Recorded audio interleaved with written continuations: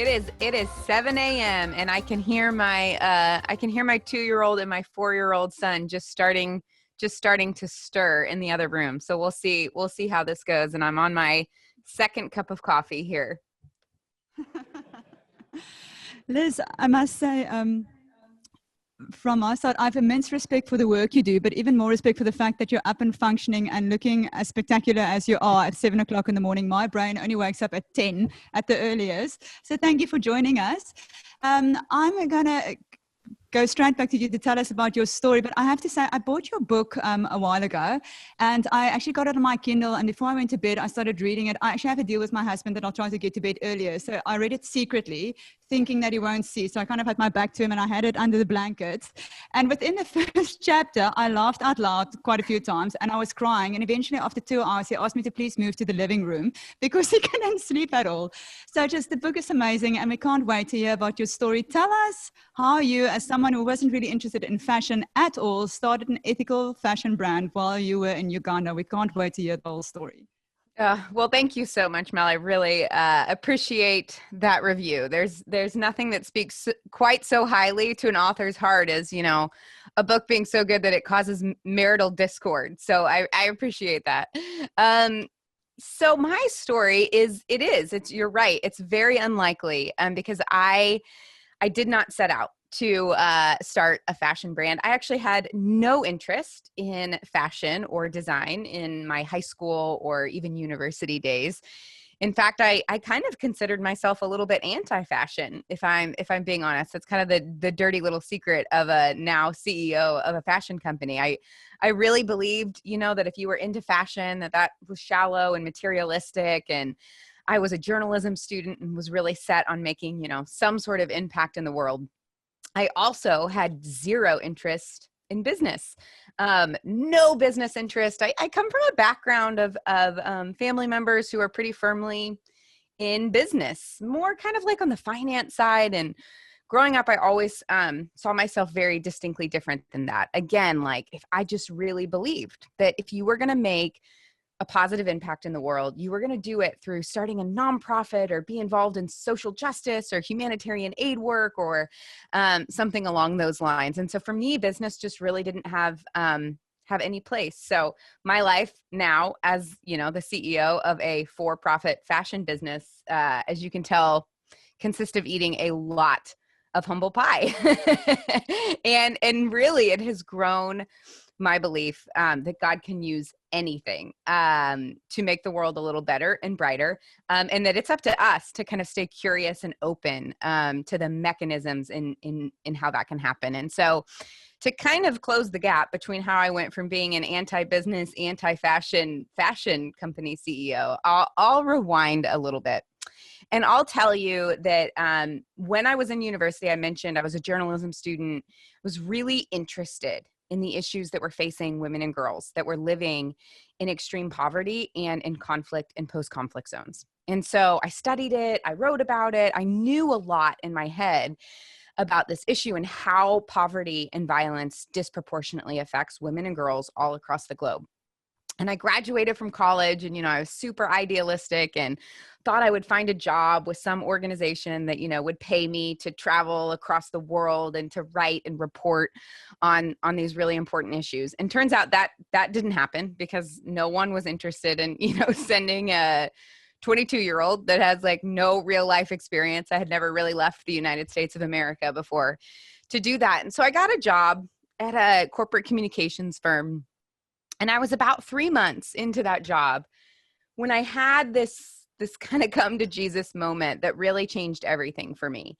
And I'm sitting at my desk and I'm working on a project for a client. And I have this moment, and I won't get too much into the details of how this moment occurred, but I had this moment where I realized that there was this issue, this really big issue of global extreme poverty and women and girls all across the world being disproportionately affected by it. And I cared about it. And I said that I was passionate about that issue. And in this kind of come to Jesus moment, what I realized is that even though I had this issue that I said I cared about, I didn't have a single friend that was a girl that was affected by these issues. Like it was entirely kind of an ideological, intellectual belief, but my life, my friendships, my community, none of it was impacted by this issue. And in that moment, you know, I'm like, what, 22, I'm like sitting at my little cubicle, my first job.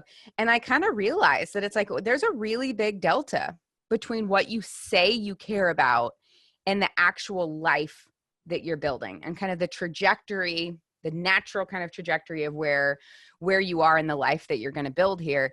And you kind of have a choice. You can pretend that you didn't have that thought and just like keep going. And probably over the course of the next 5, 10, 15, 20 years, as you like, you know, plod down this like natural path that I was on, that like passion will probably continue to fade and fade and fade until it was like, oh yeah, you know, when I was in college, I really cared about that. Or right now you can do something about it. And so I'm like sitting at my desk. It's in, by the way, in the height of the Great Recession in the United States. So it's like it's like the fall of 2008. So I'm lucky that I still even have a job. A ton of people that I graduated with are struggling to find employment. Our economy is only going down.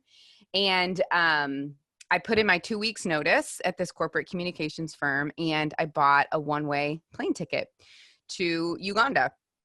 Uganda was like, frankly, quite random. I had studied it. I took a peace and reconciliation course in my undergrad courses and had written my paper about the conflict happening in northern Uganda, and specifically surrounding the Lord's Resistance Army. And so I understood a little bit of kind of the implications of that specific civil conflict and the implications it had for women and girls living in that specific community. And that was more than I knew about a lot of other places in the world. And so I quit my job and I bought a one-way ticket to Uganda. And you can imagine that when I told my parents, like, hey, quit my job in the height of a recession to move to Uganda.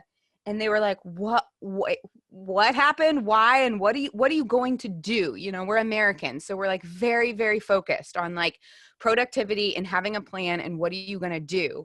And so when I told my parents, I'm just trying to make some friends, guys. They're like, couldn't you just, you know, join like a social club, a running club like your sister? And that kind of spirit of I had all of these big ideas, you know, when I was in university, when I was in college, about how I wanted to change the world, right? I feel like that's a phrase that we hear a lot, especially as a millennial. That was a phrase that I heard growing up, this idea that I'm going to go out and I'm going to change the world. That's really big and it's really lofty. And another phrase that we hear a lot, right, is like, just dream big. Dream big is the super sexy, like, self-help inspirational phrase that it's very common. And you can't walk down the self-help aisle or like open up Instagram without seeing some inspirational guru remind you to dream big. But for me, at least in my life and in my story, those like huge mandates of like dream big and change the world, they actually weren't helpful. They kind of ended up leaving me with this sense of like overwhelm and this like analysis paralysis and this idea of like, yeah, but what does that mean? And where do I start? And is this thing big enough? Right. And so for me, the real moment in my journey came when I think I gave myself permission actually to dream small, right? Instead of being like, I'm going to go off and I'm going to bring 1 million women and girls out of extreme poverty. Instead saying like, no, actually my dream right now in this season of life is remarkably small. Like my goal is so unimpressive. It is so achievable. It's so average. Like literally I have a life goal right now of making one friend. Like that's where we're going to start. I'm going to go and make one friend and try to build a small community that is a little bit more reflective of the things that I say that I care about. And so that's what I did. I just moved to Uganda and I wandered around the country with literally the only goal in mind was to make a friend. And so I'm literally just making friends. And I end up becoming a part of this really neat community in Uganda. And when I stumbled upon this community, and it was quite stumbling, I actually rode on a milk truck out to a dairy farm several hours outside of Kampala and kind of stumbled upon this really cool leadership academy for girls. And it was pretty new. It was only about 5 years old. They had a boys academy that was about 20 years old at the time, but the girls' school was really new. And when I met these young women, I was just like, oh my gosh, these are my people, right? They were just the brightest lights, so passionate, so committed. These young women are really academically gifted. So they're in the top probably 5% of students in Uganda, but they all come from backgrounds of really extreme poverty. All of them have lost, most of them have lost either one or both of their parents. They've just overcome like wild odds, and yet they still had this sense that they were going to go on and they were going to become leaders in their community, and they were going to make Uganda better, and they were going to make East Africa better, and ultimately they were going to make the world better. And so these women just kind of became, I mean, I was 22 at the time, and they were like 17, 18, 19. So we were definitely in slightly different life stages, but I identified a lot with these young women, and they kind of became my community. And so I started hanging out at the school a lot, and I was like helping out. I was like writing their like quarterly newsletter with my master's degree in journalism, like really just like coming up with an excuse to continue to build community out there. And just simply by being a part of that community, I ended up understanding and becoming aware of a specific issue that these young women were facing in the school really at large. And that was, I don't know how it is in South Africa, but in Uganda, there's a 9-month gap in between high school and university. So students graduate from high school in December, and then university doesn't start until the following August. So there's this 9-month gap that's kind of built into the school system. And with this specific school, which was a boarding school, what was happening is that these young women were a part of this two-year advanced level academic program. They were graduating from high school. They were going back home. They were testing into college. They were going back home to their villages, and a lot of them lived in really remote areas of the country. And basically two things were happening during that 9-month gap. One, they were going home supposedly to look for jobs, but they come from areas of the country where there's an 80% youth unemployment rate. So the likelihood that they're getting jobs is already pretty low. And the fact that they're young women really doesn't help their chances, right? Because the limited economic opportunity that does exist was typically defaulted towards the boys in the village. And so they were going home to look for jobs. They couldn't find jobs to earn money for university. And then the second thing that was happening was really more of a community social issue. And that was that these young women, as I mentioned, were really academically gifted. Most of them were the first in their entire village who have graduated from high school, let alone who have aspirations of going on to university. And so they go back home and they just face a ton of social pressure to stay home and to get married and to start having kids and to not continue on to university. And there's a real loss of kind of community that happens because they've spent 2 years with other like-minded young women who are academically gifted, with teachers who really believe in their potential to be leaders in their community. And so the school is really wrestling through this issue. They really deeply believe in this program, but yet if they're losing kind of in that 9-month gap a critical amount of these women, they really are starting to question what the future of this organization looks like and how they're going to solve this problem. And so that just happened to be kind of the moment in the story where I show up. This is what they're talking about. It's their kind of big, hairy problem that they're working on. And so really just by proxy, right? It kind of now all of a sudden becomes my big, hairy problem, right? Of like, oh my gosh, frankly, I was just like, this is stupid. Like, here's 25 of the smartest young women in the country. The fact that the only thing that is keeping them from going on to university is kind of this 9-month gap. Like, surely we can do something about that. And so I racked my brain for a lot of different solutions. The first one, frankly, was, of course, again, I'm like an American, I'm 22, I'm showing up in Africa for the first time. And I'm like, oh, we'll just start some sort of scholarship, sponsorship program.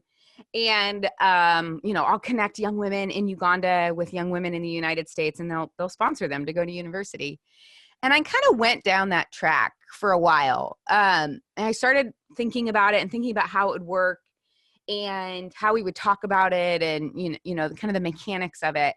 And the further and further I got down that path, and the more questions, frankly, that I asked my Ugandan community, right? Of like, is this a good idea? Like, is this solving the problem actually at hand? And is it solving it in the best way possible? And I was really lucky to be surrounded by some amazing community in Uganda who were willing to be really honest with me and kind of say like, kind of so, kind of not. It's not really addressing the fact that these young women are going to go home and they're going to, you know, lose all of their community and kind of this like social network that they've built over the last 2 years. It doesn't really address that because they're still going to be going back home to their villages. They're probably going to be, you know, idle for 9 months. And sending them a check from some random woman in America doesn't really do anything to solve that part of the equation. And I took that really seriously. And there was also, frankly, just a dynamic that existed in Uganda that I was unaware of at the time, that when I showed up, I realized was this very strong dynamic between Americans and Ugandans. And this dynamic of kind of the giver-receiver thing that was happening, kind of this dynamic that has been created by, I'm sure, hundreds of years, probably starting with colonialism and now through philanthropy, that it's like this idea that, you know, as a white American, I'm coming to offer you something and your role here is to receive it. And that dynamic made me feel really uncomfortable because I believe, and I come from a worldview that I believe we're all created in the image of God. And none of us is created. God does not set out, I don't believe, to create us to be like, oh, you're a philanthropist, and like, oh, you're a beneficiary, right? Those are circumstances and they're seasons. They're not our identity. And I think anytime we engage in an organization or in building a culture or society where we're naming people with that, it becomes really damaging. It becomes damaging not just right to the beneficiaries, but also to the givers, because none of us were created or were designed with that as a part of our identity. We are all, I really believe, created to exist in this community where we give and we receive, where we show up to the table with what we have to offer, and where we also like humbly show up with what we need, right? And we allow other people to speak into that. And so it became really clear to me that I wanted to create something that didn't have that dynamic, that was more of like, hey, let's create something where we all like sink or swim together, right? Where it's like, if I win, you win. If you win, I win. Like, we are creating this kind of collective rising tide. And so I started a chicken farm, and that went about as well as you could imagine from someone who started a chicken farm who had to like look up on Wikipedia what to feed chickens. Quickly realized that the economics there did not pencil out. Bootstrapping a tiny chicken farm wasn't going to get us where we needed to go to generate that revenue to get these young women to university. And so then I designed these strappy, funky sandals that had a leather base and these interchangeable fabric laces. That I had made a pair of these sandals when I was in college. Again, I didn't like fashion. My motivation was to make a pair of flip-flops that didn't flop. So, you know, just really working on really important problems while I was in college. And, but they were kind of cute. They were kind of funky, kind of cute. And so I spent months just like scouring Uganda, looking for the materials, prototyping out these sandals. And I went to the school when I finally got kind of like a prototype of this sandal, an idea. And I was like, all right, guys, I have an idea. And I told them about the sandals, and I asked the teachers and the principals at the school, I was like, who are the 3 girls that are getting ready to graduate, that are the smartest, that you really believe will go on to be leaders in their community, but just based off of their background, will probably have the hardest time kind of making it through this 9-month gap. And the teachers and the administrators got together and they chose 3 young women, Mary, Mercy, and Rebecca. And they told me, they were like, if you do this, we've got 3 extra bunks at the school, and Mary, Mercy, and Rebecca can stay here during the 9-month gap. And they designated a little patch of grass, like out, you know, behind the dormitory, that we could use to make these sandals. And so I sat down with Mary, Mercy, and Rebecca, and I taught them how to make these sandals.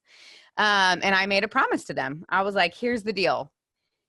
If you promise to make these sandals for the next 9 months and you send them to me in the US, I promise that you will go to college next fall. And they were like, great. And I was like, cool. And then came back home to the United States and started selling these kind of subpar, if I'm being honest, strappy, funky sandals out of the back of my car. And that is how Seiko Designs, which is now a socially conscious lifestyle fashion brand, began. So we are now one of the largest non-agricultural exporters in the country of Uganda. We have this incredible, amazing facility and an incredible all Ugandan executive management team over there. We now are not just in Uganda. So we work in Kenya and in Ethiopia, in India, and in Peru, all with fair trade suppliers who are committed to benefiting their local communities and to working with the principles of fair trade manufacturing with dignity and respect. And we work with manufacturers all over the world to co-design and develop products that we then sell in the United States.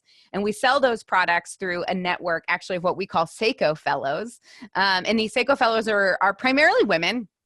We do have some men in our communities in the US that sell the products. They host shows and they share the story and they use their social media platforms to share about and sell the products, and they actually earn a commission off of those sales. And so we have folks that show up and do it super part-time. They might, participate, work their Seiko business 5 to 10 hours a month and earn, a couple $100 every month. And then we have folks that are really entrepreneurs and that are saying, I want to run a multi-million-dollar organization, and that that lead a team, that lead an organization, and that are earning a full-time income through their Seiko business. And we're honestly, I think I can confidently say 10 years in, this is still chapter 1 or chapter 2, that we've really set the framework for growth, specifically here on the United States side. We've been working obviously on the manufacturing side for 10 years now,